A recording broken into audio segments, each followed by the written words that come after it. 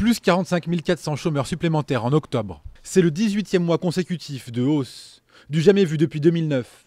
La cause, les plans d'austérité menés en Europe, qui empêchent tout scénario de reprise. Ces plans d'austérité vont durer jusqu'à 2016 pour certains pays européens, 2017 pour d'autres.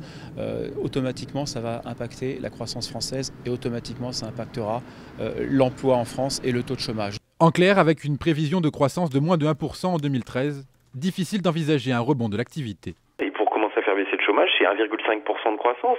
Donc on voit bien qu'aujourd'hui, même les scénarios assez optimistes du gouvernement, qui est celui de 0,8%, ne permet pas d'inverser durablement la courbe de tendance du chômage sur 2013. Les emplois d'avenir pour les jeunes ou les contrats de génération pour les seniors devraient toutefois limiter la hausse. Mais c'est à l'échelle européenne que la question doit se régler. L'OCDE et le FMI ont ainsi appelé la zone euro à moins d'austérité. Si la Commission entend ces messages et change de stratégie, alors effectivement en 2014, il pourrait y avoir un rebond suffisamment important pour au minimum stabiliser le chômage et pourquoi pas commencer à une baisse en fin d'année 2014. Dans le cas contraire, certains économistes tablent sur un taux de chômage de 12% en France fin 2014.